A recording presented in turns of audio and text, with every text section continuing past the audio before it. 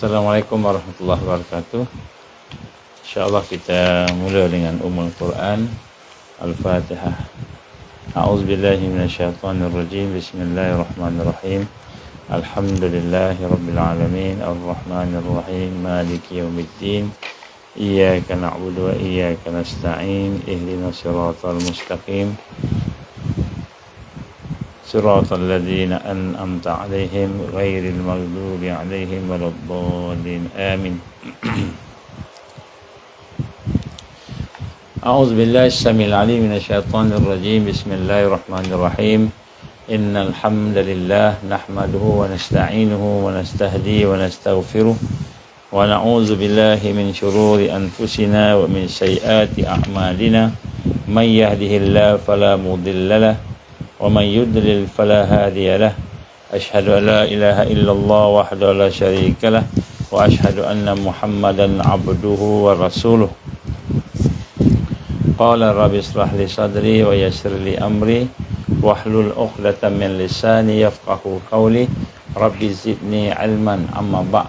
Assalamualaikum warahmatullahi wabarakatuh. Alhamdulillah, pertama-tama kita bersyukur pada Allah Subhanahu Wa Taala. Dengan keizinan Allah kita diberikan kesempatan untuk bersama-sama pada petang ini. Minta maaf lewat sikit, walaupun sepatutnya kita semalam, tetapi Allah izin tak dapat, dan insyaAllah pada hari ini kita sambunglah daripada yang lepas. Sebelum kita pergi jauh, saya nak mengajak diri saya dan semua tuan-tuan, puan-puan, sahabat dan sahabat, marilah sama-sama kita membina satu perasaan dalam diri kita, iaitu perasaan untuk kita mengikhlaskan hati kita, niat kita, supaya niat kita ni sentiasa baik, sentiasa dalam keadaan yang kita kata terikat dengan redha Allah Subhanahu Wa Taala. Di mana redha Allah Subhanahu Wa Taala ini adalah merupakan perkara yang paling penting sekali. Jadi hari ini sebenarnya ada beberapa berita saya nak mulakan. Satu berita yang kita dengar daripada international, antarabangsa, iaitu kita melihat satu berita baik lah. Yang pertama, berita baiknya apa?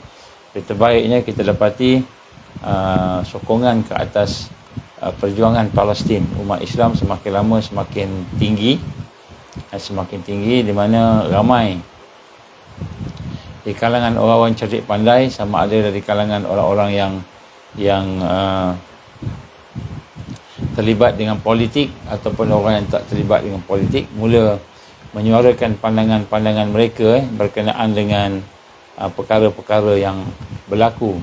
Malahan sebahagian daripada mereka telah membawanya ke ICJ, ataupun International Criminal Court of Justice.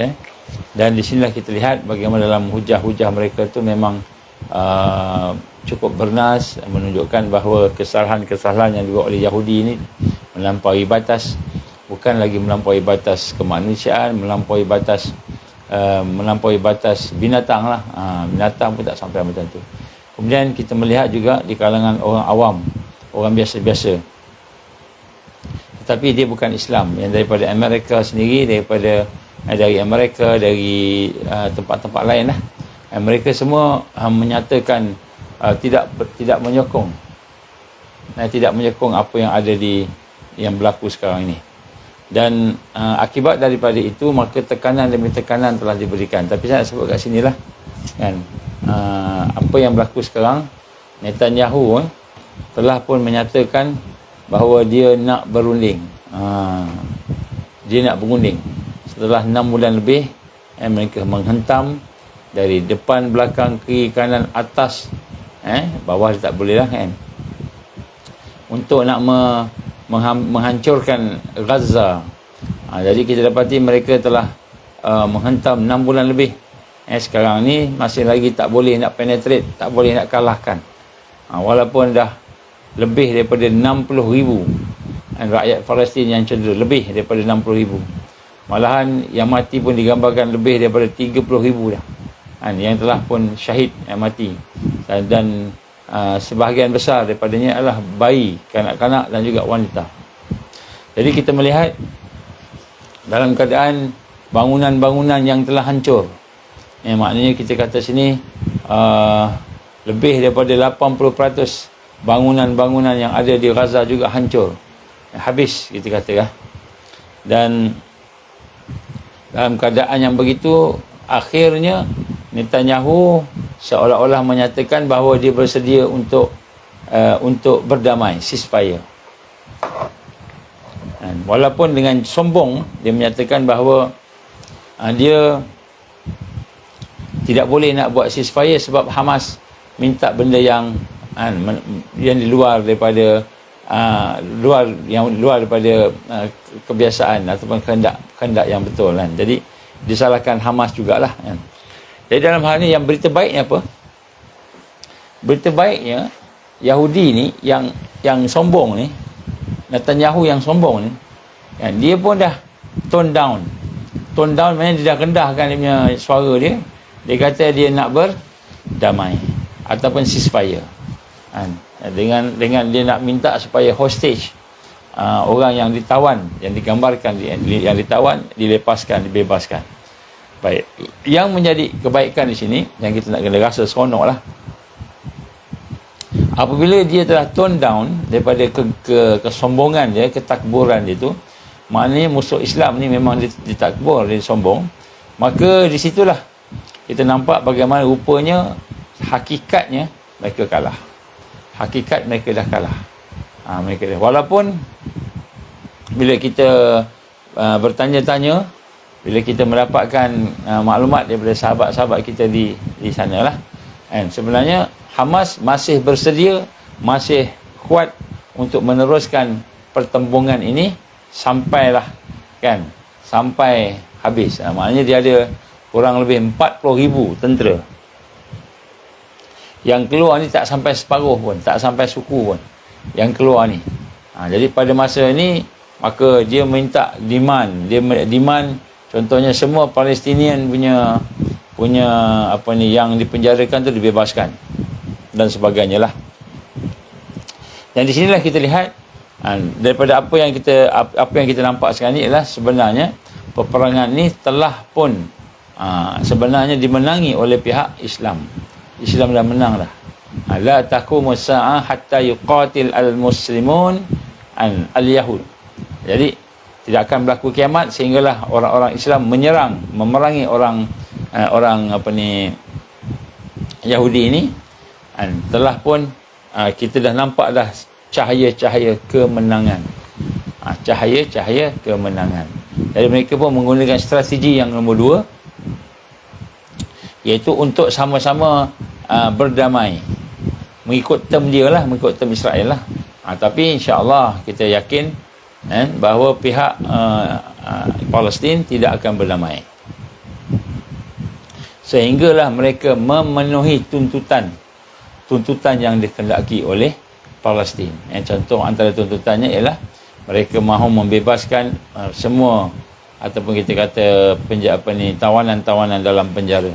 Begitu juga mereka nak minta ganti rugi yang berlaku sekarang dan sebagainya lah. Dan insya-Allah saya yakin bahawa pihak Yahudi yang sombong, dia tidak akan mengikuti, malahan dia akan salahkan. Kenapa tak ni? Sebab Hamas yang salah. Hamas ni tak ikut term dia lah, macam itu. Dan sebab itulah di sini saya ingin menyatakan kepada tuan-tuan sekalian, 6 bulan lebih dah berlalu dan kita masuk bulan Ramadan Al-Mubarak, maka kita akan berhadapan dengan lebih lagi serangan-serangan yang lebih hebat lagi. Malahan fasa yang berikutnya ialah mereka akan menyibukkan orang-orang dalam negara-negara yang lain dengan kesusahan masing-masing. Jadi macam mana cara mereka nak menang? Mereka memastikan sokongan daripada negara-negara lain, rakyat daripada negara lain tidak berlaku. Dia tak mahu, yang paling ditakuti ialah umat Islam bergabung, umat Islam bersatu. Itu paling ditakut. Sebab itulah sekarang ni perkara yang penting untuk kita nak rasai bahawa kita perlu sama-sama untuk bersatu. Bersatu. Sebab tu ada di kalangan ustaz-ustaz kita, ada di kalangan the so-called ulama yang tidak menyokong ke arah penyatuan umat. Tidak menyokong ke arah penyatuan umat. Sedangkan penyatuan umat itu adalah satu yang dituntut oleh Allah Subhanahu wa taala. Yang Allah menggambarkan dalam Al-Quran, wa'tasimu bihablillahi jami'a wala tafarraku. Berpegang teguhlah kamu sekalian kepada tali Allah dan janganlah kamu berpecah belah. Janganlah kamu bercerai-berai. Dan Allah gambarkan innamal mu'minuna ikhwah. Sesungguhnya umat Islam itu bersaudara. Dan kemudian Allah menggambarkan juga dalam Al-Quran, wala takunu kalladzina tafarraqu wakhtalafu min ba'di ma ja'ahumul bayyinat wa ulaika lahum azabun azim. Jadi Allah gambarkan banyaklah dalam ayat-ayatnya tentang yang ini. Kita janganlah kamu menjadi seperti orang Yahudi dan Nasara yang telah berpecah-pecah, bercerai-berai dan berselisih dalam agama mereka, yang sesudah datang kepada mereka bayinat, keterangan-keterangan yang jelas dan nyata yang telah dibawa oleh Rasulullah sallallahu alaihi wasallam, dan mereka yang bersifat demikian akan memperoleh azab yang besar, yang sedih. Ya, sebab itu yang besar, yang pedih, ya. Sebab itulah di sini saya ingin menggambarkan pada petang ini bagaimana sebenarnya keadaan peperangan yang sedang berlaku di Gaza, dan insya-Allah akan berterusan setakat inilah. Walaupun kita kata ramai orang nak berdamai. Islam suka berdamai. Kalau nak berdamai, boleh berdamai. Tapi berdamai mestilah ikut term kita, ikut condition kita, ikut permintaan kita lah. Dia dah habiskan, dia dah hancurkan rumah, hospital, dia dah hancurkan masjid, dia dah hancurkan sekolah, dia dah hancurkan semua. Lebih daripada 80%. Lebih daripada, saya ingat 90%. Kita kata kemudahan yang bukanlah yang bersifat cukup tu, yang ada di Gaza tu, dia dihancurkan. Jadi sebenarnya Gaza tu dah hancur dah. Gaza tu kira hancur dah. Jadi kalau mereka nak berdamai, mereka kena bayar balik lah.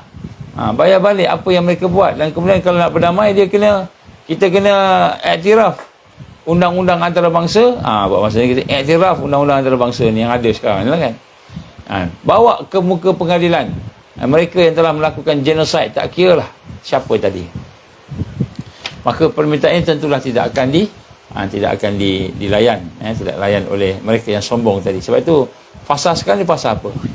Fasa sekarang ni bagi mereka yang mengaku berjuang perjalanan Allah, mereka yang mengaku pendakwah, mereka yang mengaku orang yang nak menegakkan Islam, tak kira bidang apa pun, wajib kita semua bukan saja duduk dalam keadaan mentarbiah diri kita, membina diri kita dalam Ramadan ni, wajib diri kita bersatu bersama, wajib. Sebab Allah perintahkan wa'tasimu bihablillahi jami'a wala tafarraq. Jadi di sini kita lihat di kalangan orang alim kita panggil alim lah kot sebab dia belajar Islam. Saya tak panggil alim. Dia orang yang berilmu dalam Islam ini. Orang yang alim yang dalam Islam ni, dia bukan saja dia ada ilmu, tetapi juga dia ada akhlak dan adab. Bukan saja ada ilmu, akhlak dan adab, dia juga ada mempunyai keprihatinan yang tinggi kepada dakwah, kepada tarbiyah dan kepada perjuangan, sehingga dia betul-betul terlibat secara langsung. Dia nak sebut kat sini, orang hari ini banyak pandai bercakap. Jadi sinilah kita lihat bagaimana salah satu perkara yang perlu kita lakukan pada fasa ini ialah kita menggalakkan semua orang supaya bersatu. Macam mana yang digambarkan oleh Allah SWT surah Al-Imran ayat 105 yang kita baca tadi, wala takunu kallazina tafarraqu wakhtalafu min ba'di ma ja'ahumul bayyinat. Dan janganlah kamu menjadi sebagaimana orang-orang yang sebelum kamu itu, iaitu Yahudi dan Nasara yang mendapat kitab, yang mana mereka telah berpecah belah, mereka telah bercerai-berai dan berselisih dalam agama setelah datang kepada mereka keterangan-keterangan yang nyata. Jadi Allah gambarkan di sini tak boleh kita nak berpecah belah, tak boleh. Jadi saya menasihatkan pada diri saya dan pada diri semua orang-orang alim, kena bermula daripada orang yang bergelar alim, orang ataupun orang yang bergelar ustaz, ustazah. Yang pertama sekali, marilah sama-sama kita bertoleransi. Bertoleransi ni maknanya apa? Kita berlapang dada dengan semua yang ada supaya kita boleh bersatu padu. Mari kita bersatu padu. bersatu padu, jangan berpecah belah.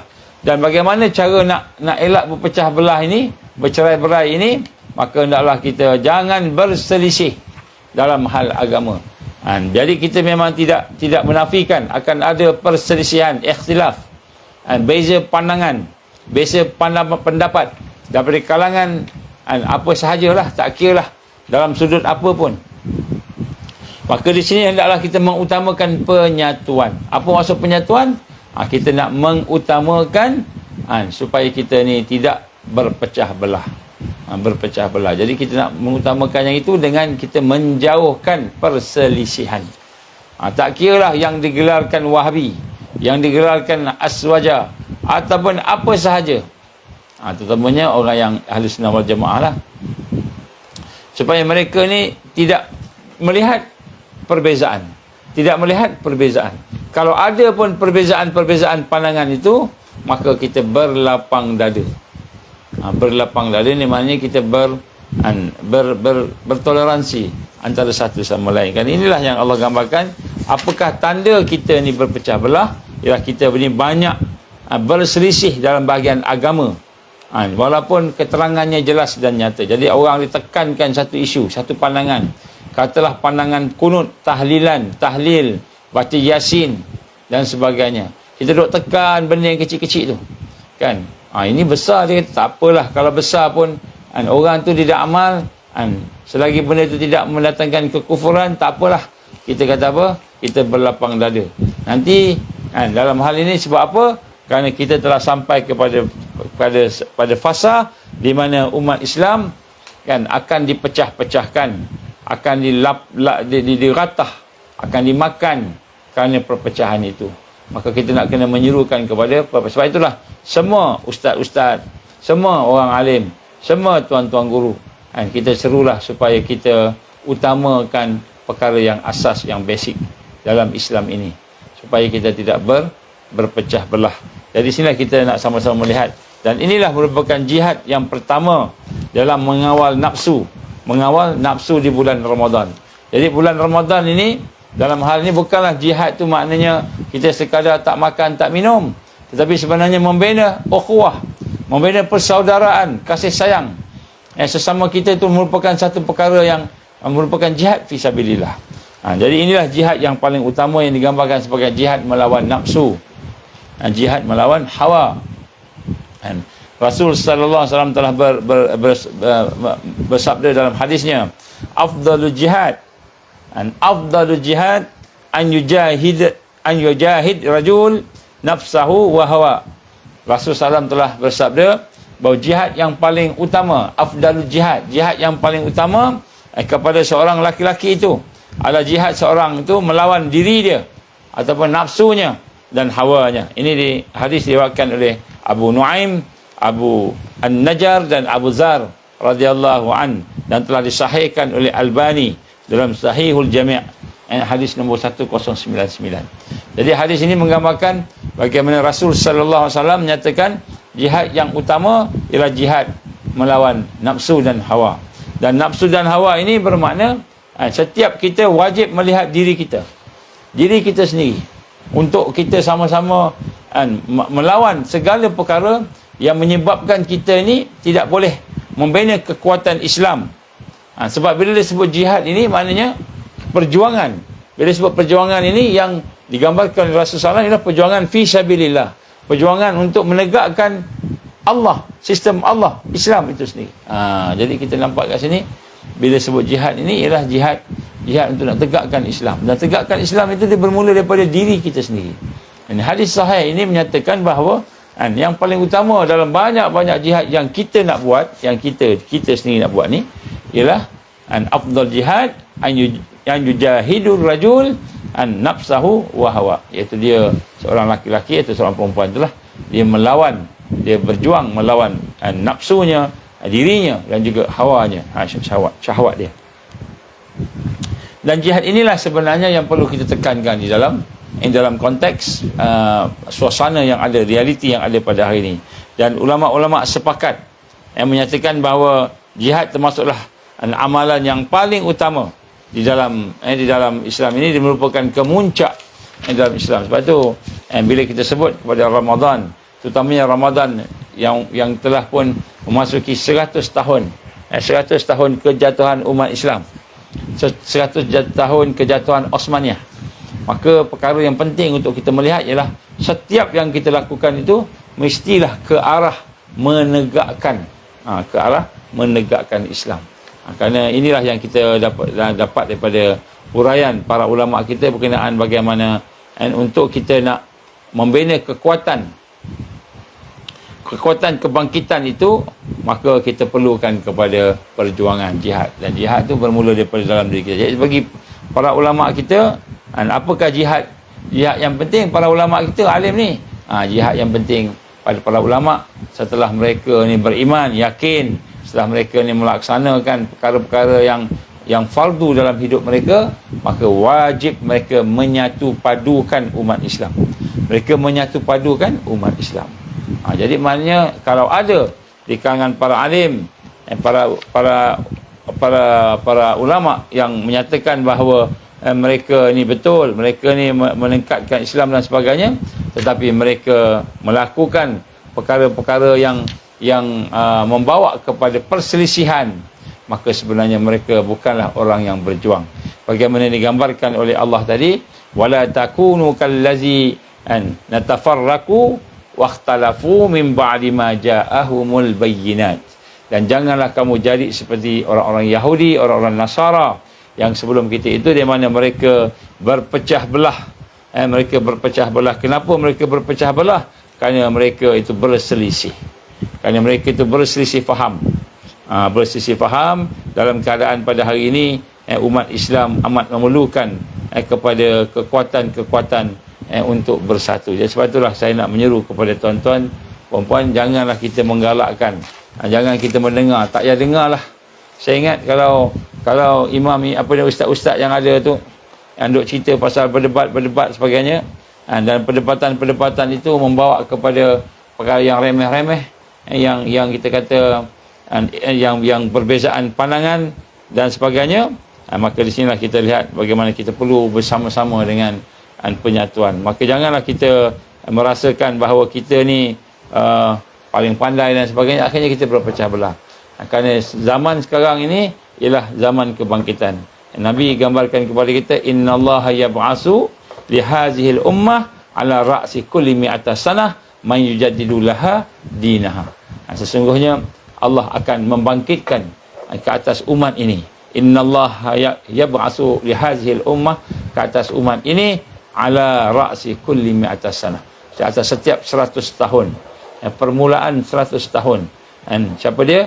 Mereka yang mentajdidkan agama mereka. Dan untuk mentajdidkan agama mereka itu, hakikat kebangkitan tadi ialah merupakan hakikat kebangkitan yang bermula dengan kebangkitan jihad melawan diri kita. Dan bila saya sebut jihad melawan diri kita sini, bukanlah maknanya jihad itu sekadar kita kata kita boleh semayang, boleh puasa, tak makan, tak minum dan sebagainya.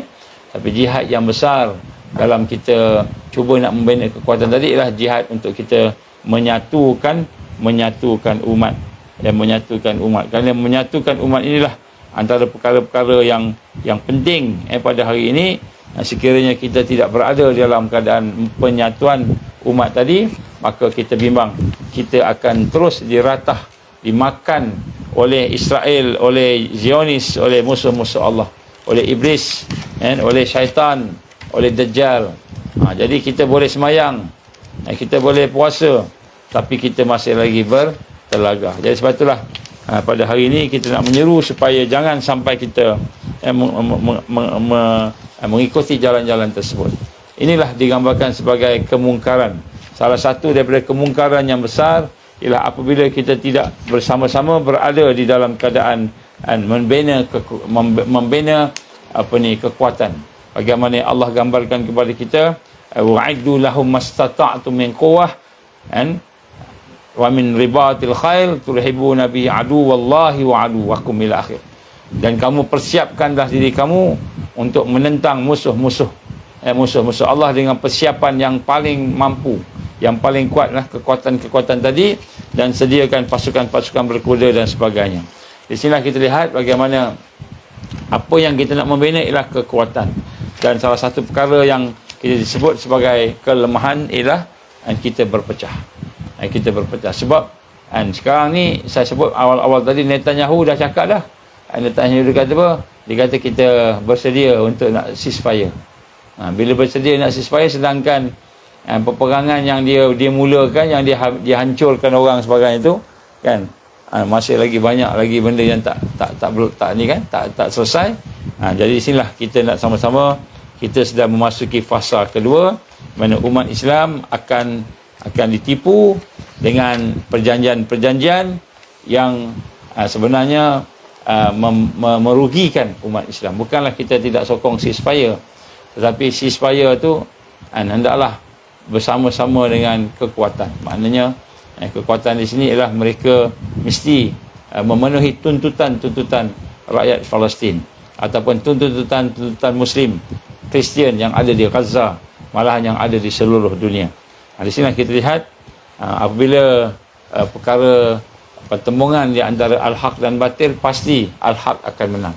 Pasti. Sebab tu kita dah nampak. Ni kita dah nampak dah ni. Wa qul ja'al haq wa zahaqal batil. Innal batil kana zahuqa. Kan abang katakanlah qul wa qul ja'al haq. Dan katakanlah apabila telah datang kebenaran itu, al-haq wa zahaqal batil, maka yang batil itu, yang kufur itu, yang syirik itu, yang musuh Allah tadi itu pasti akan hancur. Pasti akan hancur. And innal batil kana zahuqa, dan sesungguhnya apa perkara yang batil itu akan hancur. Inilah kita kena takbir Allahu akbar, Allahu akbar, Allahu akbar, walillahil hamd. Kenapa kita kena takbir? Kerana kita dah nampaklah kemenangan berada di pihak umat Islam, dan tak boleh ditegah-tegah lagi, tak boleh kita kata ditahan-tahan. Jadi satu dunia hari ini, majoriti satu dunia, negara-negara yang ada dalam United Nations pun hari ini bersama dengan orang-orang Palestin, bersama dengan perjuangan yang ada. Ini yang bukan Islam. Yang Islam pula kan kita dapati yang leka-leka, yang lalai-lalai, tapi yang nampak macam nak Islami sikit, dikacau, disuruh kita berbantah-bantah, disuruh kita berselisih, bergaduh pasal apa? Bergaduh pasal benda ni bid'ah tak bid'ah, bid'ah tak bid'ah. Padahal salafus salih, contohnya Imam Syafi'i radhiyallahu anhu, rahimallahu anhu, bagaimana digambarkan oleh dalam kitab-kitab dia yang menyatakan bahawa kan bid'ah itu dia ada yang hasanah, ada yang baik, ada juga bid'ah yang sayyi'ah, ada bid'ah yang tak elok, yang buruk kan. Jadi dijelaskan jelas. Jadi kenapalah kita nak lebih pandai daripada ulama salaf, nak lebih pandai pula salaf, kita gelar pula diri kita salaf, tapi kita nak memperkecilkan pandangan seolah-olah ulama-ulama salaf ni adalah ulama-ulama yang tak pandai. Dia nak ikut ulama-ulama yang pandai dia lah kan. Jadi sebab itulah kita nak sebut kat sini, maka hendaklah kita sama-sama merasai bahawa orang yang menimbulkan perkara-perkara yang remeh-remeh ini, maka mereka itulah orang-orang yang akan mengajak, membawa kepada perpecahan, dan orang yang bawa kepada perpecahan ni kita tak payah layan, tak payah nak layan. Jadi sebab tu saya menyeru pada diri saya dan tuan-tuan dan puan hari ini, marilah sama-sama kita memanjangkan tangan kita ni kepada semua orang-orang yang bersama, yang nak kepada Islam ni supaya bersatu.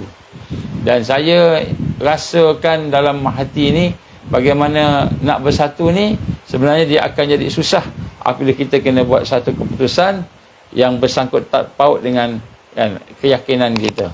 Jadi kita nak kena ada basic penyatuan tu. InsyaAllah nanti saya akan bincang malam ni sikit tentang penyatuan tu. Cumanya saya nak sebut di sini, kita akan kuat apabila kita bersatu. Al-mu'min qawi khairun minal mu'min dha'if. Orang beriman yang kuat lebih baik daripada orang beriman yang lemah. Jadi kuat ni dalam segala aspek, termasuklah aspek iman, aspek ibadah, aspek akhlak, dan juga yang penting pada peringkat sekarang ni, aspek penyatuan. Aspek penyatuan. Jadi sebab tu kita nak kena ada penyatuan tadi. Dan sinilah kita lihat bagaimana kalau kita ingin kepada kemenangan tadi, maka kita kena masuk kepada fasa Fasa yang kedua itu fasa kita boleh bekerja sama. Sebab tu saya ingin mengajak semua, marilah sama-sama kita menghidupkan fasa tersebut. Itu fasa bagaimana kita mengutamakan supaya kita ni boleh sentiasa membina kekuatan-kekuatan yang sepatutnya kita bina. Musuh dah menunjukkan tanda-tanda kekalahan dia. Musuh dah menunjukkan tanda-tanda kekalahannya. Dan kekalahannya itu apa dia? Dia dah mula menyatakan dia nak berdamai. Sebab sekarang ni mereka pun kan dah tertekan. Biden pun dah tertekan. Dia berucap ke mana-mana saja, orang yang pro kepada kemanusiaan ataupun pro kepada Palestin, pro kepada kebaikan ni dah mula kacau ucapan dia. Mana-mana dia pergi semua ada orang kacau. Kan, sampai dia dah rasa macam dia pun dah jadi nak cakap pun susah macam itu. Pada masa yang sama, di mana-mana wawancara dan sebagainya, kita melihat bagaimana keadaan orang-orang yang bukan Islam, orang Kristian, orang yang beragama lain selain daripada Islam pun dah mula berdemonstrasi sama-sama dengan orang Islam. Sebab dia kata kalaulah perkara ini berterusan, sudah tentulah dia akan menghancurkan keamanan seluruh dunia. Dan pada masa yang sama saya juga melihat kepada beberapa perkara-perkara yang ada di kita lihat di Allah sama dalam TikTok viral kan, dia orang forward kan, ada benda-benda yang saya tengok, saya kaji balik. Terserlah satu lagi perkara, iaitu bagaimana di kalangan orang Yahudi Zionis ni memang mereka nak hancurkan, bukan nak hancurkan Gaza saja. Disebut kami akan menghancurkan Gaza, lepas tu kami akan pergi ke Ramallah pula. Kemudian mereka akan kata lepas tu seluruh umat Islam. Disebut. Ini bukan orang-orang yang pimpinan sahaja, tapi orang yang biasa-biasa pun sebut di kalangan Zionis Yahudi lah. Jadi perkara ini pun dah terdedah. Jadi orang ramai yang bukan Islam pun dah nampak, rupanya dia orang ni jahat rupanya. Rupanya dia orang ni mempunyai satu kepahaman, iaitu kepahaman untuk menjadikan kita kata dia punya cita-cita membina negara Israel dia sebagai suatu yang ialah nak dengan cara menghancurkan yang lain. Baik. Saya nak baca beberapa ayat di sini insya-Allah sebagai tazkirah peringatan kita lah untuk kita pada hari ini. Bismillahirrahmanirrahim. Allah berfirman dalam surah Al-Imran, kata saya lah, surah Al-Imran. A'udzubillahi minasyaitonirrajim. Bismillahirrahmanirrahim. Ya ayyuhalladzina amanu taqullaha haqqa tuqatih wa la tamutunna illa wa antum muslimun. Wahai orang beriman, bertakwalah kepada Allah dengan sebenar-benar takwa, haqqa tuqatih. Jadi kita tak akan dapat apa yang dikehendaki Allah melainkan kita meningkatkan takwa kita. Wala tamutunna illa wa antum muslimun. Jadi jangan kamu mati melainkan dalam keadaan muslim. Wa'tasimu bihablillahi jami'a. Jadi lepas Allah kata apa?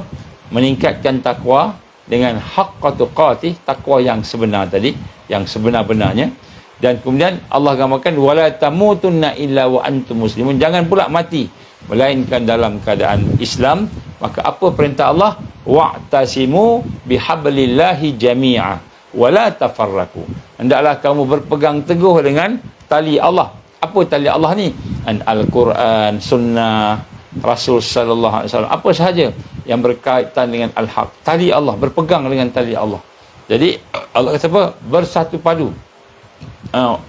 Ikat diri kamu, pegang dengan bihablillah secara jami'ah, secara bersama-sama. Wala tafarraqu, jangan pecah belah. Jadi maknanya untuk kita meningkatkan takwa yang sebenar, untuk kita hidup dalam Islam, mati dalam Islam, maka kita kena bersatu padu.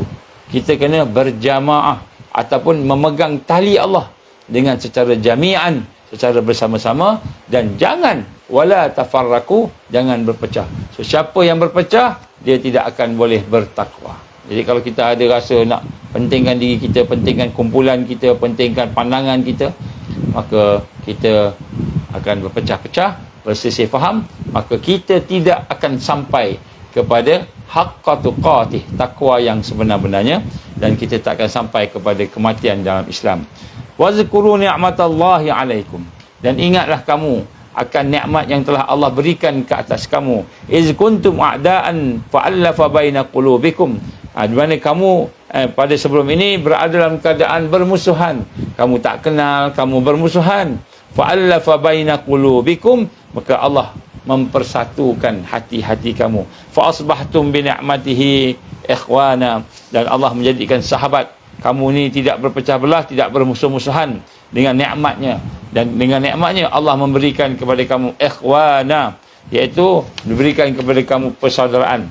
Persaudaraan menyatukan hati-hati tadi menjadi bersaudara, orang Islam yang bersaudara. Jadi nikmat Allah bersaudara ni merupakan salah satu kekuatan untuk menang. Wa kuntum ala syafa hufratin minan nar fa anqazakum minha kadzalika yubayyinullahu lakum ayatihi la'allakum tahtadun. Kemudian Allah gambarkan apa? Dan kamu dahulunya berada di tepi jurang neraka. Jadi rupanya bila kita bersisih faham, berpecah belah, bergaduh sama sendiri, bersisih faham, kita berada dalam keadaan tidak bertakwa dengan takwa yang sebenar, rupanya kita berada di tebing-tebing jurang neraka. Jadi maknanya bergaduh, bersisih ni, kita berada di tebing jurang neraka. Ini bukan saya kata, Allah sebut dalam Al-Quran. Maknanya kita hari ni heran, kenapa kita nak mempromosikan perbezaan? Aku lebih baik, dia tak baik, aku lebih hebat, dia tak hebat. Kita mempromosikan perpecahan, persisihan, sedangkan mempromosikan persisihan, perpecahan. Kita mengutamakan perbezaan daripada kesamaan apa yang ada pada kita. Maka sebenarnya Allah gambarkan, dan kamu dahulu berada di tepi-tepi jurang neraka, disebabkan dengan kekufuran kamu, disebabkan dengan sikap kamu tadi. Lalu Allah selamatkan kamu daripada neraka itu disebabkan nikmat Islam tadi. Nikmat Islam ni apa? Al-Islam tu sendiri, dan juga ukhuwah. Ukhuwah tu Allah selamatkan. Demikianlah Allah menjelaskan kepada kamu ayat-ayatnya, keterangan-keterangannya itu, supaya kamu mendapat petunjuk. Jadi di sini kita lihat bagaimana Allah Ta'ala menggambarkan berpecah itu sebahagian daripada suasana keadaan mendapatkan kemurkaan Allah. Ada tak perbezaan pandangan? Ada perbezaan pandangan. Siapa beza pandangan? Yang kumpulan yang satu ni beza dengan kumpulan sana. Jadi bila beza pandangan, janganlah kita melihat kelemahan-kelemahan pandangan orang tu sahaja. Orang tu pun ada pandangan dia. Inilah pandangan dia tu mungkin salah pada pandangan kita, tapi sebenarnya masih lagi dalam kerangka ikhtilaf, perbezaan persisihan pandangan yang ada belakangnya hujah-hujah. Tak apalah masing-masing hujah apa. Tak apalah. Kalau hujah tu salah, dia dengan Allah. Kalau hujah dia betul, alhamdulillah, kita boleh sama-sama. Jadi dia sebut kat sini, apa pun yang berlaku, kita bersatu. Kenapa? Besok bila dah ada khilafah Islam, dah ada Amirul Mukminin, dah ada suatu orang yang akan memimpin kita, melaksanakan hukum Islam, masa tu kita ceritalah ke Amirul Mukminin, ya Amirul Mukminin, orang ni dibuat tahlil ni berdoa, apa pandangan kau ya Amirul Mukminin? So Amirul Mukminin kata, betul bid'ah, tak payah buat. Masa tu tak payah buat. Tapi kalau Amirul Mukminin kata, tak apa, dia ada hujah dia sebagainya, maka tak ada masalah. Tak apa. Jadi kalau kita hari ini berdebat atas asas kata sunnah, atas kata bid'ah sunnah, tanpa kita meletakkan toleransi sesama kita, untuk buat masih lagi boleh kita bersatu tadi, maka di situlah kita berada dalam kemurkaan Allah Subhanahu wa ta'ala. Jadi sebab tu saya nak ngajak sempena dengan sekarang perkembangan sekarang ni dah bagus dah. Apa perkembangan dia? Walaupun orang Islam ditorture, dibunuh, diletupkan, dihalau, dibuat macam-macam, tapi Allah telah melembutkan hati-hati manusia yang lain satu dunia ni untuk bersama dengan orang Islam. Malahan Allah SWT telah melembutkan hati-hati sebagian daripada mereka yang telah tersentuh tadi masuk Islam. Ada yang masuk Islam, ramai yang mula masuk Islam sekarang. Tak dapat disekat. Agama yang paling kuat, yang paling cepat perkembangannya adalah agama Islam. Tiba-tiba kita nak pecah belah sama kita pula. Jadi saya menyerulah kepada semua. Semua, tak kira siapa lah. Saya nak ajak semua sekali lah.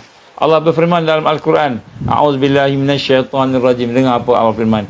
Innama waliyukumullahu wa rasuluh walladzina amanu alladzina yuqimuna as-salah wa yu'tuna az-zakah wa hum raki'un wa man yatawallallahu wa rasulah walladzina amanu fa inna hizballahi humul ghalibun. Sungguh-sungguh penolong kamu hanyalah Allah. Jadi kalau tak ada orang tak nak ikutlah, tak apalah, biarlah. Dengan fokus pada bid'ah dan sunnah. Biar fokus untuk bergaduh, cari jalan gaduh je. Salahkan orang je, nak berdebat aja. Kerja dia nak berdebat aja, kerja nak berbahas saja. Kerja dia untuk nak membina satu penilaian yang dia bagus, orang yang tak bagus. Kalau kita nampak orang macam itu, maka Allah gambarkan, innama waliyukumullah wa rasul. Sesungguhnya penolong kamu hanyalah Allah dan Rasulnya. Jadi yang menolong kita Allah dan Rasul. Tinggalkan orang yang tak nak ni, tinggalkan. Kita bentuk satu. Siapa yang ikhlas, siapa yang hatinya boleh bertoleransi, berlapang dada, mari sama-sama kita berpegang tangan, kita membuat satu soft. Itu yang akan menjadikan kita ni menang ni, Allah walikumullah wa rasul. Sesungguhnya yang menjadi penolong kamu ialah Allah dan Rasul. Kemudian siapa? Walladzina amanu, dan orang-orang yang beriman. Orang yang beriman yang macam mana? Alladzina yuqimunas shalah, iaitu orang beriman yang jaga solat, bukan orang beriman yang tak solat. Kemudian wa yutunaz zakah, yang mengeluarkan zakat, wa hum raki'un, dan mereka rukuk. Mereka sujud rukuk kepada Allah. Wa may yatawallah wa rasulah, dan digambarkan, dan siapa-siapa yang menjadikan Allah dan Rasulnya sebagai, dan orang beriman sebagai penolongnya tadi, waladzina amanu fa inna hizballahi humul ghalibun, dan sesungguhnya orang-orang yang mengambil Allah, panduan hablum minallah, apa kita kata tadi, tali Allah, dan mengambil Rasulnya, sunnah, dan mengambil orang beriman tadi, bersatu padu, maka merekalah hizballah. Hizballah ni bukan parti Allah, bukan parti politik. Hizballah ni adalah golongan yang berpegang dengan agama Allah tadi, yang kuat, yang tak mau bergaduh-gaduh, bersatu padu dalam saf tadi, maka merekalah fa inna hizballah humul ghalibun, merekalah akan menang. Jadi orang akan menang, orang yang beriman, yang mendirikan salat, yang infak fisabilillah, yang rukuk dan sujud, patuh kepada semua perintah-perintah Allah. Allah suruh bersatu, kita bersatu. Allah suruh jauhkan perselisihan, kita jauhkan perselisihan. Allah suruh kita berkasih sayang, innamal mu'minuna ikhwah, kita berkasih sayang. Maka orang-orang yang mengikuti apa yang Allah perintah tadi, dan mereka menjadikan Allah sebagai walinya, penolongnya, Rasul sebagai penolongnya, dan orang beriman yang mengikuti sebagai penolongnya, maka Allah kata apa? Fa inna hizballah, mereka inilah merupakan kelompok hizib, satu kelompok, satu kumpulan Allah, hizballah, yang mana Allah kata humul ghalibun, mereka akan menang, pasti menang. Sebab tu kita hari ni kita nak kena rasa bagaimana keadaan kita perlu bersama-sama dengan kekuatan tadi. Mesti beriman, mesti beramal, beribadah, mesti dalam keadaan bersatu padu dan bersama-sama duduk di atas satu saf yang baik. Jangan kita, kalau kita memang tak ada orang yang tidak ada perbezaan pandangan. Perbezaan pandangan ni adalah merupakan fitrah. Ada orang suka pakai baju warna hijau, warna biru, warna putih, itu ikut masing-masing. Itu perbezaan pandangan. Ada orang mazhab Syafi'i, mazhab Hambali, mazhab Maliki, tak apa. Ada orang mengamalkan sunnah yang hasanah, ada orang yang mengamalkan bid'ah yang hasanah. Bid'ah yang hasanah, bid'ah ni yang hasanah, apa maksud bid'ah hasanah? Bid'ah yang baik, yang boleh diterima. Contohnya perkara-perkara yang ada asas. Kalau yang tak ada asas, memang kita kata bid'ah yang syai'ah. Contohnya apa? Asas. Nak masuk rumah tepung tawar, tak ada. Taruh tepung, tebal tepung dekat rumah, itu tak ada. Itu bid'ah tu. Itu khurafat. Bid'ah dan khurafat. Kita nak rawat diri kita, jumpa bomoh. Bomoh tu pula dia mengamalkan jin, menggunakan jin pula. Sebagai sahabat ke, sebagai khadam ke, itu semua bid'ah. Malahan dilarang. Kita berbuat perjanjian pula dengan jin. Lagilah Allah SWT larang dalam surah jin. Cuba tengok. Jadi disebut kat sini bagaimana bila kita benar-benar mengikuti apa yang diperintah oleh Allah tadi dengan cara yang toleransi yang baik tadi, maka fa inna hizballah, sesungguhnya itulah hizballah, kelompok yang Allah redha tadi, humul ghalibun, Allah akan bagi kemenangan. Jadi nak bagi kemenangan ni kita kena ikut apa sunnah yang telah diberikan oleh Allah SWT. Baik, kita tengok surah Al-Anfal pula A'udzubillahi minasyaitonirrajim. Wa in yuridu an yakhda'uka fa inna hasbukallah. Hasbakallah. Walladzi ayyadaka binasrih wa bil mu'minin wa allafa baina qulubihim law anfaqta ma fil ardi jami'a ma allafta baina qulubihim walakinna Allah allafa bainahum innahu azizun hakim. Ini satu benda yang kita nak tengok pada hari ini, sempena Ramadan ni kita nak tengok kan. Dan jika mereka bertujuan hendak menipu kamu, maka sesungguhnya cukuplah Allah menjaga dan memberi perlindungan kepada kamu. Jadi siapa mereka ni? Siapa mereka ni? Mereka ni maknanya orang yang dalamnya ada tidak ikhlas, yang ada mensyirikkan Allah, musyrikin. Orang yang kufur, kafirun. Orang yang munafikun, atau orang yang mengambil sifat-sifat orang munafik, atau yang berkeras sesama muslim, berkeras. Sama muslim, dia berkeras, bukan dia berukhuwah, bertegas, berkeras, macam itu. Jadi orang-orang yang bertujuan untuk menipu kamu, dia nak menipu atas nama apa? Olok-oloknya nak menegakkan sunnah, tapi rupa-rupanya memecah belahkan. Jadi maka cukuplah Allah yang menjaga dan memberi perlindungan kepada kamu. Dialah yang akan memperkuatkan kamu dengan pertolongannya dan sokongan-sokongan orang yang beriman. Jadi orang beriman yang betul-betul mentauhidkan Allah, yang tidak mensyirikkan Allah, dan juga pertolongan Allah yang sebenar tadi, maka cukuplah, itu cukup. Kita tak perlu kepada orang yang nak pecah belah ni, orang yang nak ambil Islam sikit, temu sikit, yang bertegas dengan diri dia sendiri, tak nak toleransi dengan orang lain, dia je betul kan. Dan dialah, iaitu Allah, menyatu padukan antara perasaan ataupun antara hati-hati kamu. Lau'an wa allafa baina qulubihim, dan dialah yang menyatukan hati-hati kamu. Tadi itu kan, Allah menyatukan. Lau anfaqta ma fil ardi jami'ah, kalau kamu belanjakan harta yang ada di atas muka bumi ini, fil ardi jami'ah, seluruhnya, ma allafta, nescaya kamu tidak akan dapat menyatu padukan hati-hati tadi. Akan tetapi Allah yang telah menyatukan hati-hati kamu kan. Walakin Allah allafa bainahum, Allah lah yang menyatu padukan. Innahu azizun hakim, sesungguhnya dialah maha berkuasa lagi maha bijaksana. Jadi nombor satu, Allah bagi contoh sini, kalau kalau kita tak ikut sunnah, tak ikut perintah Allah, suruh bersatu, kita nak bersatu, suruh beriman, tak nak beriman, suruh memproses mentauhidkan Allah, kita mensyirikkan Allah dan sebagainya tadi, tak ikutlah. Kemudian memang kita tak mau bersama dengan barisan yang digambarkan beriman tadi, maka Allah gambarkan tak perlu pun kan, kamu belanjakan harta satu bumi pun, belanja buat macam-macam. Lau anfaqta ma fil ardi jami'a, kamu belanjakan harta yang ada di atas muka bumi seluruhnya, buat gabung semua, nak beli hati-hati tadi, supaya bersatu kan.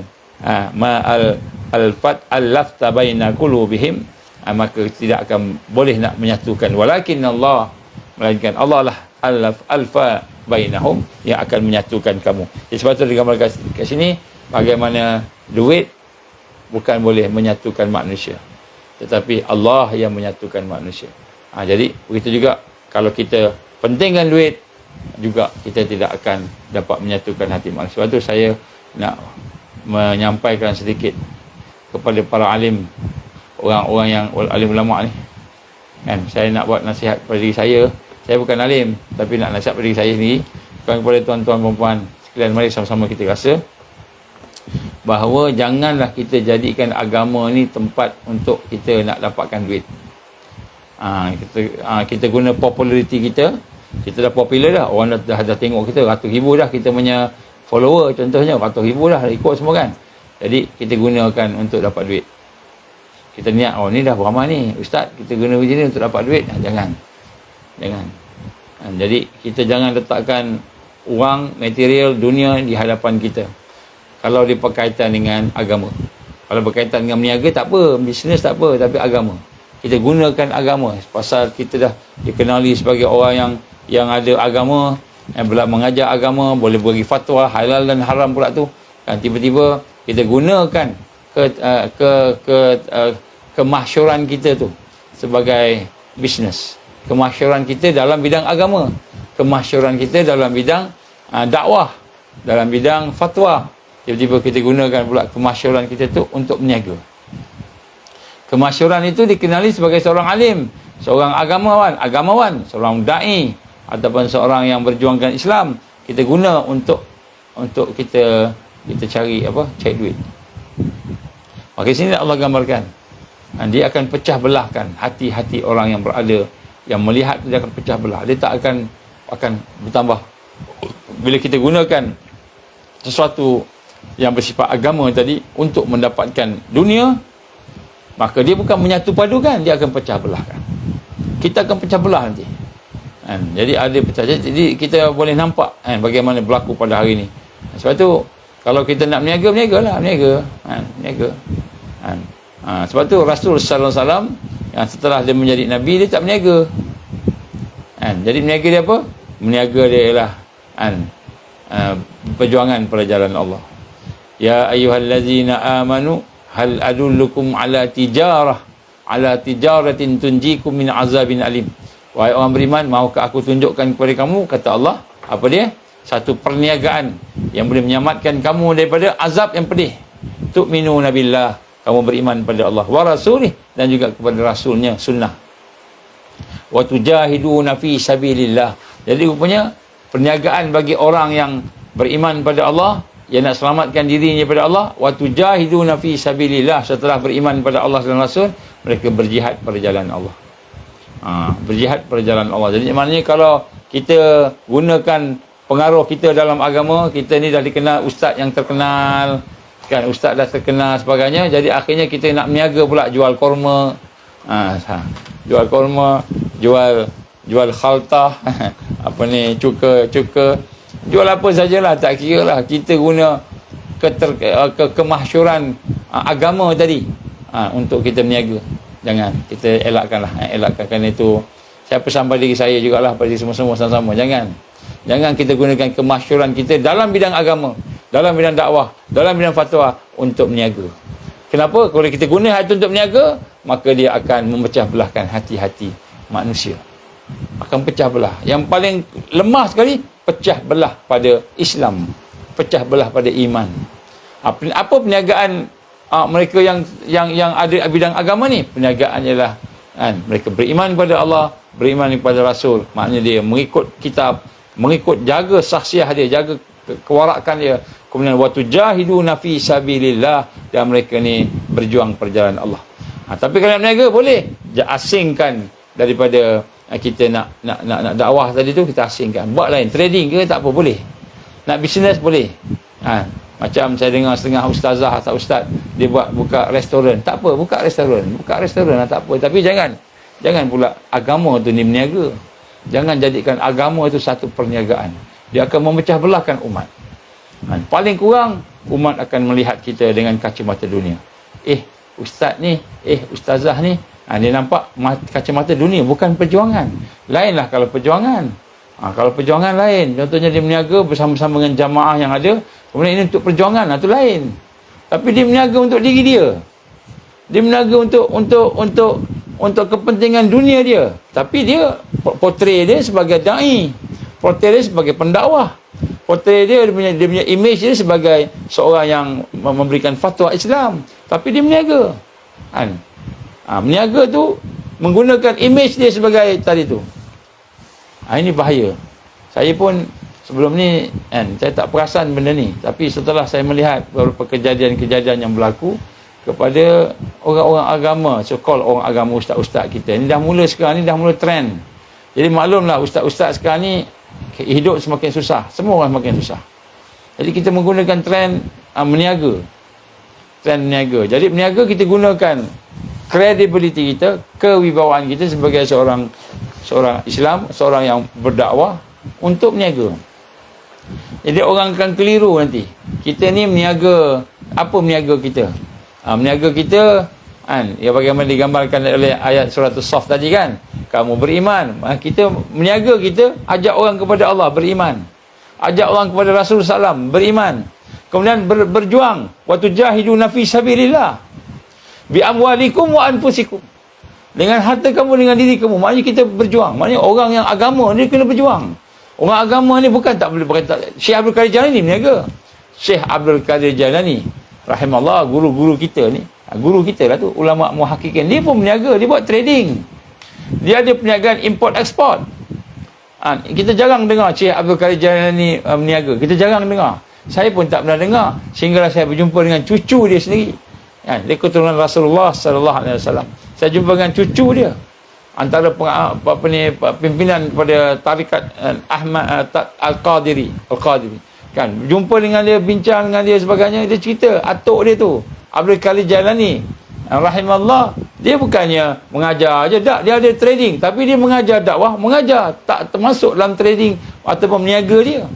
Dia meniaga, tapi meniaga dia di luar daripada image dia sebagai seorang dai. Tak ada, dia tak gunakan, aku dah ramai orang ikut, dah ramai yang follower, maka nak gunakan kesempatan ramai yang follower ni untuk cerita pasal barang, cerita pasal brand, macam itu kan. Jadi ini antara perkara-perkara yang akan memecah belahkan hati-hati orang beriman. Jadi kalau kita nak cerita pasal brand, pasal niaga, tapi bukan dia meniaga, yang meniaga tu ialah kan jamaah ataupun kelompok yang mana itu untuk dana lain, untuk dana lain, bukan untuk dia, untuk dana tak apa. Untuk dana tak apa, bukan untuk diri dia. Dia kaya, dia apa kan? Bukan. Kalau gitu kita jadi selebriti. Sebab tu saya pernah satu ketika, saya tak sebut nama siapa, no? Salah seorang ustazah terkenal. Kalau saya sebut nama dia, semua orang kenal dia. Banyak kali keluar TV, banyak kali merata-rata, keluar radio, keluar semua iklan. Macam sekarang ni banyak keluar iklan. TV dah kurang sikit dia. Dah tak kurang popular lah. Jadi dia ni pakaian dia macam selebriti. Masa sekali saya sama-sama dengan dia. Dalam masa tu, dalam satu forum. Saya ingat lagi, di UPM. Lama dah, banyak tahun, jangan carilah. Jadi masa tu saya pun bersama dengan dia, saya tengok kan. Kemudian dia sebut kan, kita ni kan, dia kata dia penganjur kan, penganjur budak-budak universiti kan. Jadi dia kata, kita kalau jemput Siti Nurhaliza, dia kata satu lagu tu dah 10,000, satu lagu 10,000. Siti Nurhaliza, contohlah artis yang terkenal lah, bukan Siti Nurhaliza tu artis yang terkenal. Tapi bila jemput ustaz-ustazah ni 100 pun susah, 200 tu pun susah. Itu pun berkira kan. Jadi saya terfikir masa tu, saya terfikir dia, terasa kan, kita ni sama ke dengan artis? Maknanya dia dah terkenal lah, saya tak terkenal apa, dia terkenal lah. Saya panel nombor 3, dia panel nombor 1, nombor 2 seorang ustaz daripada UPM, saya nombor 3. Jadi saya fikir kan, jadi kenapa kita nak sambungkan dengan artis? Ustaz macam artis kan, kenapa nak sambungkan? Jadi masa saya terfikir. Jadi saya pun fikir, inilah fitnah kepada orang agama. Kadang-kadang nak cari glamour, nak cari follower, supaya follower ramai kan, follower ramai, glamour ramai, banyak sebagainya. Kemudian berdebat pula dengan orang sebagainya, supaya nak cari sesuatu daripada dunia. Itulah syahwat, itulah nafsu yang ada pada hati tadi, yang perlu dilawan. Jadi bagi orang agama ni, fitnah syahwat ni, jihad dia tu ialah bagaimana dia nak jaga syahwat dia daripada menggunakan agama untuk kepentingan peribadi. Macam mana masuk kepentingan peribadi? Dia dah terkenal, dah famous, dah apa, dia guna untuk dia berniaga. Kalau berniaga untuk membantu umat, bukan untuk diri sendiri, tak apa. Maknanya contohnya dia berniaga, okey, ini ada satu produk, contohlah ni minyak wangi. Katalah ni orang hadiah kat saya ni, dia kata daripada Madinah. Satu minyak wangi daripada Madinah, ada kawan sahabat dia perak hadiah. Saya suka bau dia wangi. Dia kata, ini minyak ni saya buat gini, dia pun berniaga. Inilah, belilah ni, saya pakai gini. Saya buat, saya pakai, saya dapatkan dari Madinah kan. Iklan tu pun dekat apa namanya, dekat tempat tawaf Kaabah kan. Ini Ustaz. Ni bukan untuk Palestin ke, untuk apa, tak, untuk diri dia, untuk bisnes dia. Yang ini akan mengelirukan umat. Kenapa? Dia mengajak manusia kepada Allah, dia mengajak manusia kepada Islam, pada masa yang sama dia mengajak manusia kepada bisnes.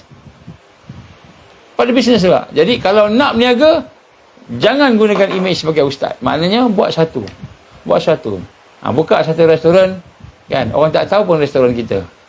Restoran ustaz tu. Kalau orang tahu pun tak apalah, sebab restoran tu kita bukanlah menggunakan imej kita. Contoh tu. Jadi kalau saya nasihatkan kepada diri saya sendiri dan kepada sekian, kalau nak niaga, pastikan perniagaan tu bebas daripada fitnah syubhat, iaitu kita menggunakan agama.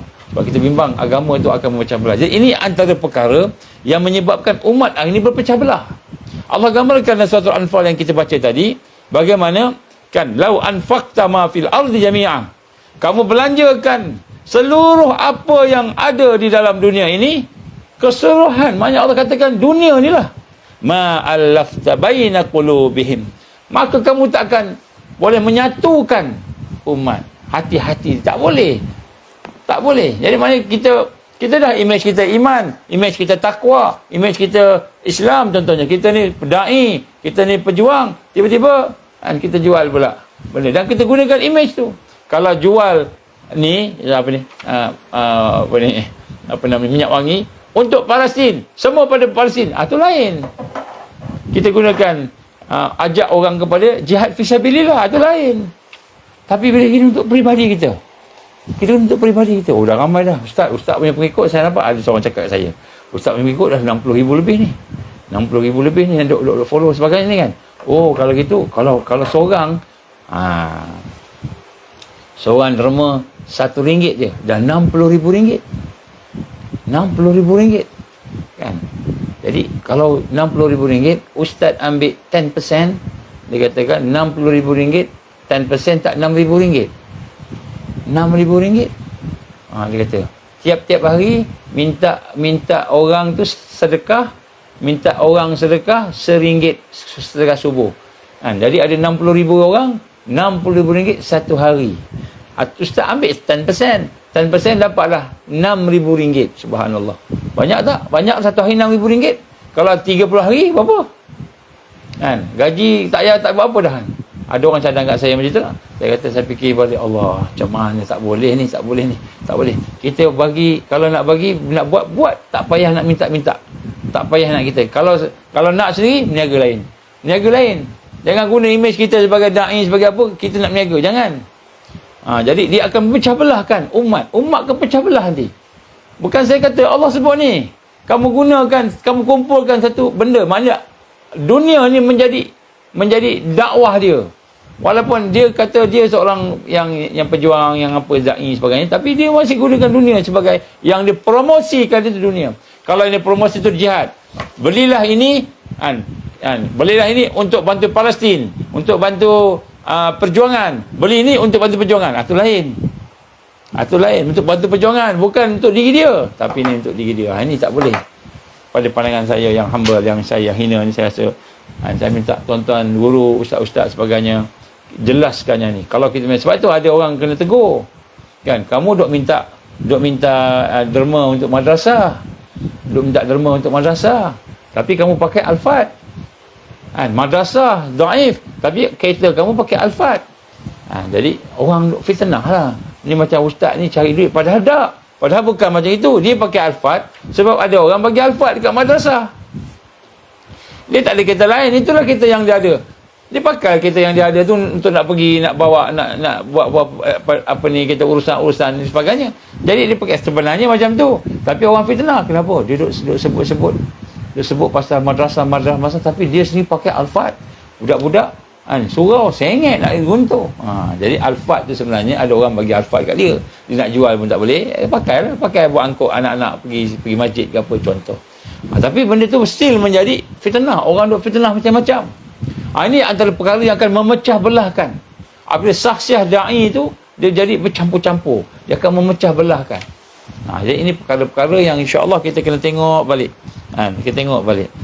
Jadi ini sebagai satu peringatan lah. Jadi yang menyatu padukan kita bukan dunia, tapi Allah. Allah inilah perkara yang kita nak kena rasa. Jadi hari ini satu dunia menyokong Palestin, kecuali mereka yang jiwa mereka rosak, tak menyokong Palestin. Banyak apa yang berlaku di Gaza contoh. Satu dunia yang ada fitrahnya baik sikit, tak banyak pun sikit, bukan Islam pun menyokong Palestin. Kenapa? Kerana Palestin perjuangannya fi sabilillah, menyatukan.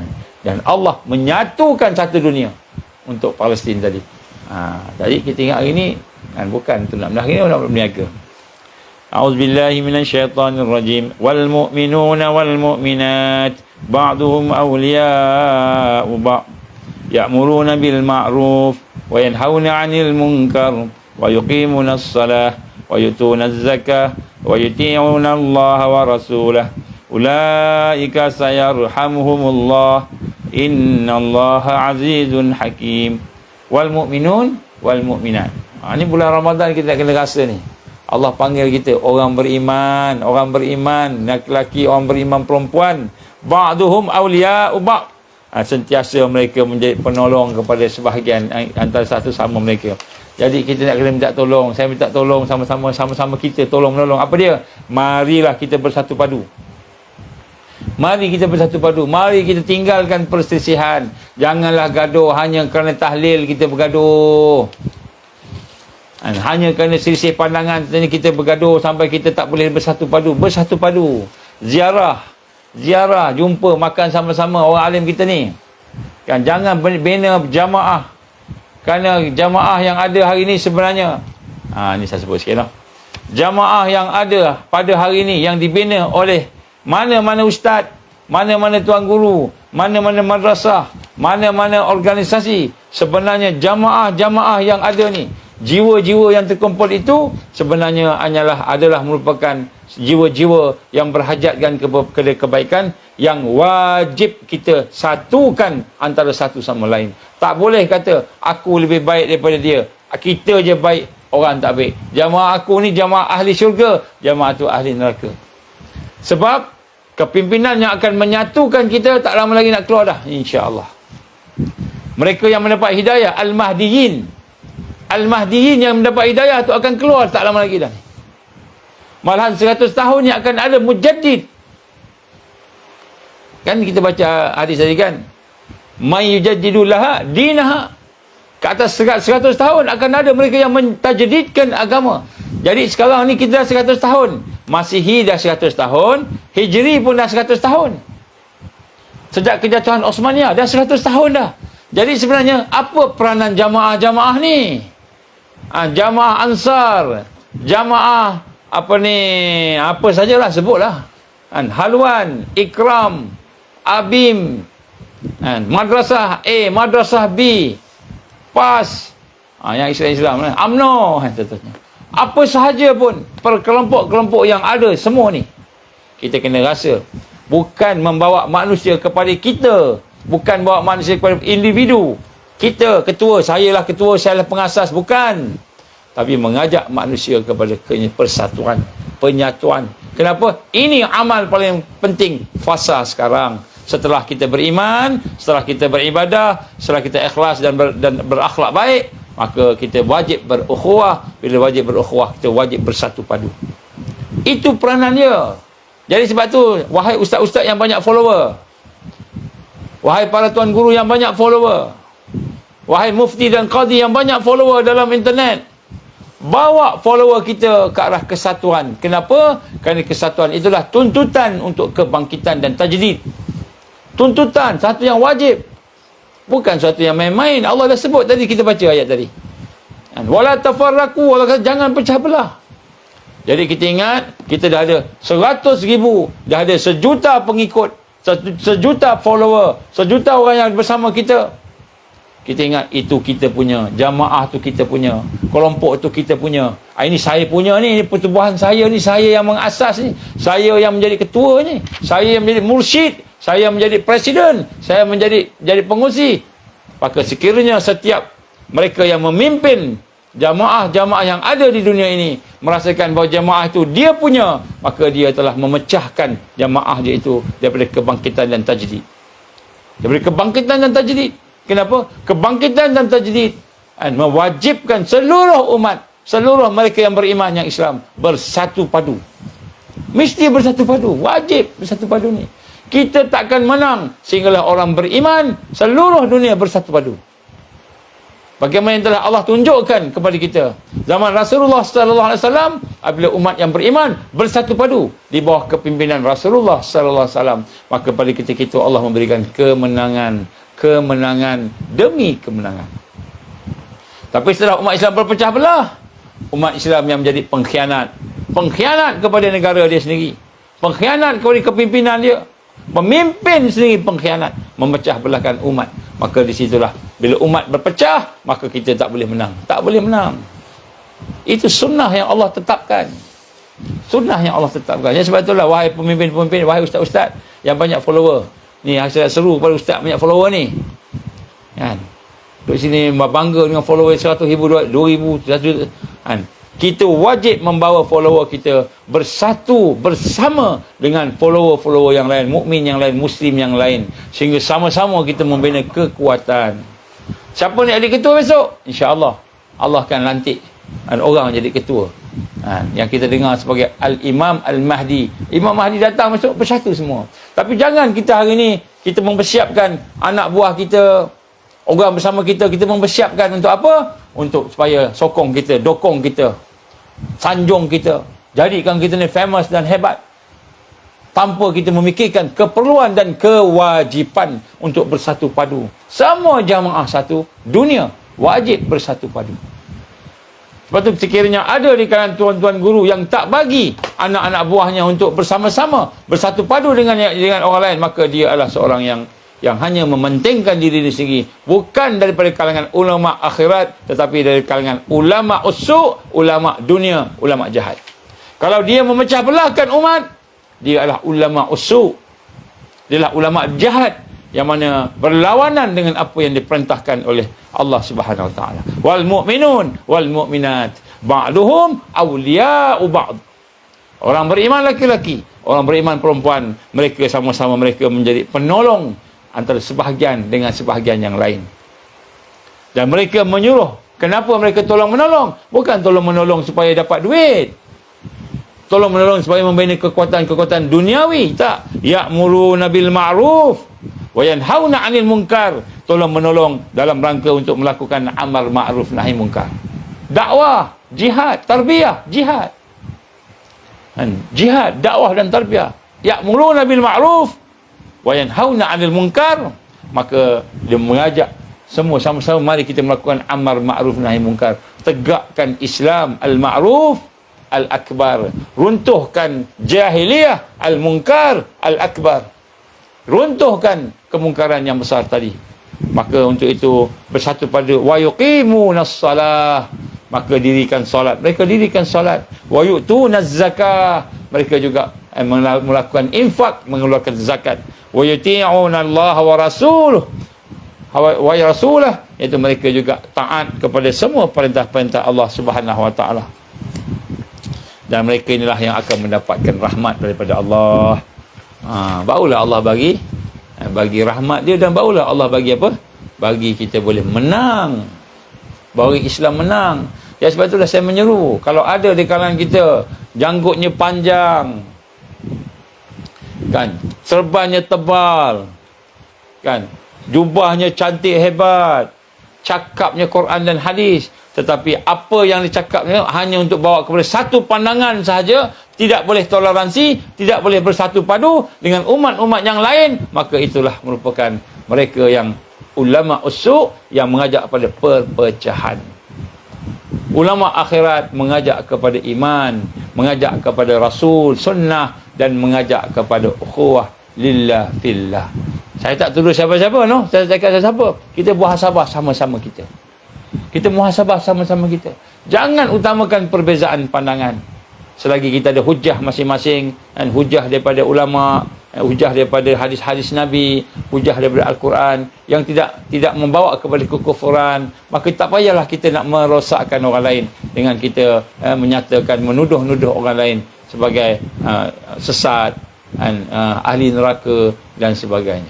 Jadi kita bina kesamaan dulu, kita bina kesatuan dulu. Orang kafir pun boleh bersatu, kita takkan kita tak boleh bersatu? Kita ada Allah, kita ada Rasul, kita ada iman, kita ada Quran, kita ada hadis.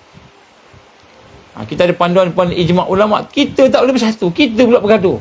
Dalam apa namanya, di dalam FB kita tu banyak, ini cerita pasal ni, ini cerita pasal ni. Kita pun bagi gelaran-gelaran, gelaran macam-macam lah, gelaran-gelarannya tak kira lah. Bila kita bagi gelaran tu, kita pecah belahkan dia. Kita nak pecah belahkan dia tu. Jadi orang baca pun pecah belah. Jangan kita memberikan gelaran-gelaran yang menghina kepada orang Islam. Jangan. Kita tak sedar, kita sedang memecah belahkan sama kita. Kita sedang memecah belahkan, kita tak perasan. Tapi itulah merupakan perancangan-perancangan jahat. Perancangan-perancangan jahat. Allah gambar dalam Quran apa? Inna hazihi ummatukum ummatan wahidah wa ana rabbukum fa'budun. Ini Allah bagi kita teguran ni. Sungguh-sungguh agama Islam itu adalah agama kamu, agama yang satu. Ummatan wahidah, ummah yang satu. Umat ini adalah umat yang satu, agama yang satu. Wa ana rabbukum, dan aku Tuhan kamu. Fa'budun, maka kamu sembahlah aku. Sembahlah Allah. Agama ni satu, umat ni satu, wahidah. Tapi kenapa kita rasa macam kita betul, orang lain salah, kita pun melekehkan orang lain. Kita menghentam orang lain. Kita tuduh orang ni gini, orang ni saya pakai hadis, saya pakai ini, saya pakai itu, ini tuan guru, tok guru mana, belajar mana entah, tak tahu, kita menghentam orang. Apa salahnya kan kita melihat kebaikan yang ada pada dia? Takkan tak ada kebaikan langsung pada dia? Takkan dia tu oleh kerana tak sama pandangan dengan kita terus dia kafir? Terus dia kafir? Ada kebaikan pada dia, ada kebaikan pada dia. Tengok kebaikan yang tak sama, kita toleransi berlapang dada. Ada pandangan-pandangannya, pandangan yang berbeza, hujah yang berbeza. Adik kita nak kena wa inna hazihi ummatukum ummatan wahidah wa ana rabbukum fattaqun. Tadi nombor satu, ayat tadi kata apa? Kita ni satu agama yang satu, umat yang satu, aku Tuhan kamu, kata Allah, maka kamu jadilah orang yang menyembah aku. Sekarang ni jadilah orang yang bertakwa, fattaqun, maka bertakwalah kepada Allah Subhanahu wa taala. Jadi Allah nak gambarkan bahawa agama ni satu. Agama ni agama Islam aja, tak kira lah. Lepas tu umat ni pun umatnya satu, umat Islam. Jadi yang kita nak jadi pemecah belah macam mana? Kenapa? Saya teringat kawan-kawan saya, seorang kawan ni dia hafal Quran 30 juz, belajar di Pakistan. Saya cerita lagi sekali lah. Satu ketika bila dia nak balik, sebelum balik Malaysia, dia dah belajar, dah lama, dah alim sebagainya lah. Dia tengah baca Yasin. Baca Yasin, dia menghafal ayat Quran, dia tasmik, baca sendiri-sendiri kan. Sampai surah Yasin tu, lepas tu dia macam lelap tak lelap. Sementara nak tunggu azan subuh. Tiba-tiba dia nampak daripada depan masjid tempat mimbar tu datang seorang lelaki bertongkat, pusing-pusing, kemudian berjubah biru. Kemudian ada pakai serban sikit dan cantik, handsome, bercahaya. Datang lebih kurang jarak jauh jugalah. Datang, kemudian dia bercakap dengan dia. Macam mana kamu ni nak menyatukan umat aku, nak memimpin umat aku? Macam mana kamu nak memimpin umat aku, menyatukan umat aku?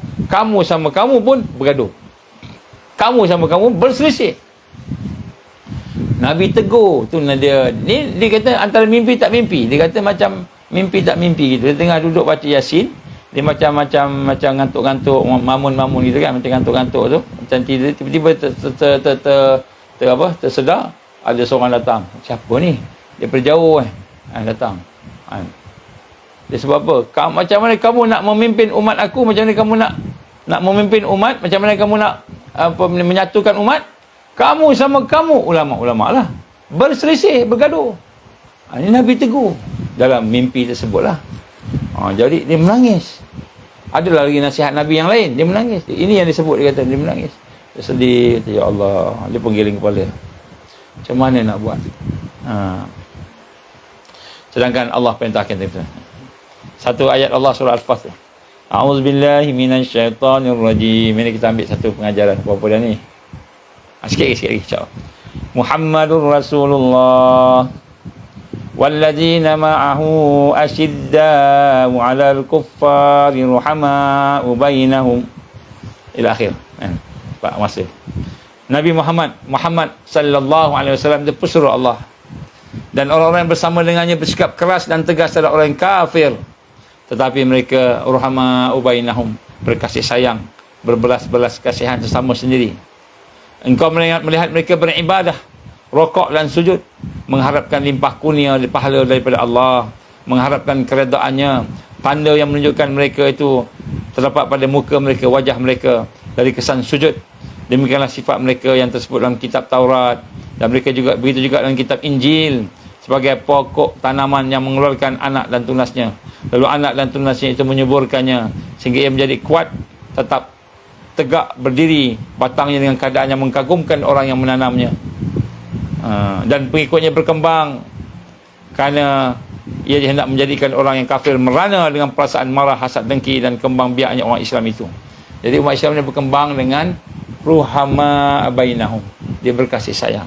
Jadi hari ini kita tak mempromosikan kasih sayang, kita mempromosikan pandangan kita, bukan kasih sayang. Minta maaf no. Saya minta maaf. Ini salah satu daripada perkara yang penting dalam kita melawan nafsu di akhir zaman ini, terutamanya dalam bulan Ramadan. Selain daripada kita nak memerangi diri kita sendiri untuk sama-sama kita beribadah, meningkatkan takwa, menjaga diri kita dari maksiat dan munkar, dipanggil jihad. Jihad nafsu dengan hawa tadi, kita nak lihat jihad hawa nafsu dan hawa juga ialah bagaimana kita nak meningkatkan ukhuwah, bagaimana kita nak menyatukan umat. Kenapa? Fasa sekarang, fasa kita telah melihat tanda-tanda kekalahan musuh Islam. Dah mula nampak dah. Yahudi yang sombong dah mula kata, kami pun nampak nak kena ada ceasefire juga. Dia dah tak boleh nak bantai dah, tak boleh nak habiskan orang Islam. Dia kata nak berdamai lah macam itu. Tapi yang mereka minta tu mengarut, disalahkan pula orang Islam. Dia kata yang minta tu mengarut. Apa yang minta? Memanglah dia minta benda yang betul-betul. Contohnya, kena kalau nak tukar hostage, kena tukar orang yang Palestin yang kamu tawan tu, kena keluar lah, kena tukar lah. Kemudian kamu dah hancurkan 80% ke atas, dah banyak lebih daripada 80%, kamu dah hancurkan pokok-pokok, tanaman-tanaman, ladang-ladang, menghancurkan rumah-rumah, menghancurkan masjid, menghancurkan hospital, menghancurkan gereja. Jadi kamu dah hancur, kena ganti balik lah, dah hancurkan. Jadi mereka dah mula sebut pasal ceasefire, tapi ceasefire disalahkan orang Palestin lah. Orang Palestin ni mengarut, dia kata. Jadi sebenarnya menunjukkan Islam dah menang. Bila dia nak minta ceasefire, orang yang Netanyahu sebut tu, maka sebenarnya dia dah kalah lah. Dia tak boleh nak bantai lah, tak boleh nak menang. Kalau boleh menang, dia akan hancurkan Gaza terus. Tak boleh. Dah 6 bulan lebih, tak boleh habis. Sedangkan tentera Hamas ataupun Brigade Al-Qassam dan juga brigade-brigade yang lain, kan, tak sampai 50% pun dia orang keluar. Senjata dia ke apa, tak sampai 50% lagi pun. Maknanya dia boleh bertahan lagi lama lagi, setahun, 2 tahun, 3 tahun, sampai kita merdeka. Sampai kita sampai 2027 menang. Dia orang boleh bertahan lagi, insya-Allah. Tapi dari sini kita kena ambil peluang. Dan kelemahan kita, umat kita sini, sebab kita banyak memikirkan tentang diri kita, jamaah kita, saya je betul, kami je betul. Kita terlupa nak bersatu padu. Jadi bila kita tidak bersatu padu, macam mana kita nak mendapat rahmat Allah, iaitu pertolongan dan kemenangan. InsyaAllah mudah-mudahan bulan Ramadan akan menjadikan kita lebih sayang dengan sahabat kita. Kalau hati kita tak boleh sayang dengan sahabat kita, masih ada lagi hasad, masih ada lagi rasa dengki dan sebagainya, maka sedarlah, walaupun kita semayang sampai bengkak-bengkak, kaki kita berdiri lama, sampai bengkak-bengkak, dahi kita sujud, tetapi nak sebut kat sini, kita masih tidak ada kekuatan. Kerana kekuatan bukan hanya sekadar iman, ibadah, tapi kekuatan juga kepada persatuan, ukhuwah, penyatuan ukhuwah dan ummah. Maka di situlah kekuatan. Dan kita berada di ambang, ataupun kita berada di zaman-zaman era 100 tahun ini, era kebangkitan. Era kebangkitan bermakna kita wajib bersatu padu sama mereka. Siapa yang tak nak bersatu, tak apa, biar mereka akan ditinggalkan oleh Allah. Allah akan bersama dengan orang yang nak bersatu padu. Itu saya menyeru kepada tuan-tuan, perempuan, sahabat-sahabat, marilah sama-sama kita berlapang dada sama kita, meningkatkan kasih sayang sama kita. Mudah-mudahan kita, kepentingan diri kita tadi, Kita pentingkan diri nafsu diri kita tidak akan menjadi satu halangan untuk kita mendapat rahmat Allah Subhanahu Wa Taala. Aku liqouli hadza astaghfirullahalazim li wa lakum, minta maaf adanya apa yang saya sampaikan ini mungkin ada yang terkasar dan sebagainya. Mohon ampun kepada Allah. Mudah-mudahan kita sentiasa dalam mentauhidkan Allah Subhanahu Wa Taala, iaitu kita benar-benar mengenal Allah. Jadi kita merasakan bahawa setiap sesuatu yang ada daripada Allah, milik Allah, kuasa Allah. Kita tak ada apa-apa, hanya hamba-Nya yang kosong. Jadi mudah-mudahan kita akan sentiasa dapat membina kekuatan kita untuk berubudiah kepada Allah dengan semaksimal yang boleh. Aku liqouli hadza astaghfirullahalazim li wa lakum. Selamat berpuasa, selamat berbuka. InsyaAllah mudah-mudahan kita diberikan Allah barakah pada hari ini. Jadikan malam ni lagi malam lebih baik daripada malam-malam yang terbaik sebelumnya, insyaAllah. A'udzubillahi minasyaitonir rajim. Bismillahirrahmanirrahim. Alhamdulillahirabbil alamin wassalatu wassalamu ala asyrafil anbiya'i wal mursalin wa ala alihi wa sahbihi ajma'in. Allahumma innaka ta'lamu anna hadhihi al-qulub qad istamat ala mahabbatik wa taqat ala ta'atik wa tawahadat ala da'watik wa ta'ahadat ala nasrati syari'atik. Fasik Allahumma rabitataha wa limuddaha wa hdiha subulaha wa amla'aha binurika alladzi la yakhbu wa syarah suduraha bi faidil iman bik wa jammilit tawakkuli alaik wa ahliha bi ma'rifatik wa amit ala syahadati fisabilik. Ya Allah, innaka ni'mal maula wa ni'mal nasir. Rabbana atim lana nurana waghfir lana innaka ala kulli syai'in qadir. Rabbana la tuzigh qulubana ba'da idh hadaytana wa hab lana min ladunka rahmah innaka antal wahhab. Rabbana atina fid dunya hasanah fil akhirati hasanah wa qina adzabannar. Wa sallallahu alaihi wasallam Muhammad wa ala alihi wa sahbihi wa baraka wa sallam. Subhana rabbika rabbil izzati amma yasifun, salamun alal mursalin walhamdulillahi rabbil alamin. Subhanakallahumma wa bihamdika asyhadu an la ilaha illa anta astaghfiruka wa atubu ilaik. Bismillahirrahmanirrahim. Wal 'asri innal insana lafi khusr illa allazina amanu wa 'amilus solihat wa tawassaw bil haqqi wa tawassaw bis sabr. InsyaAllah malam ni kalau ada peluang saya akan cuba buat sikit ringkas ialah InsyaAllah malam ni dalam pukul 10 ke 11 itu je, insyaAllah. Assalamualaikum warahmatullahi wabarakatuh.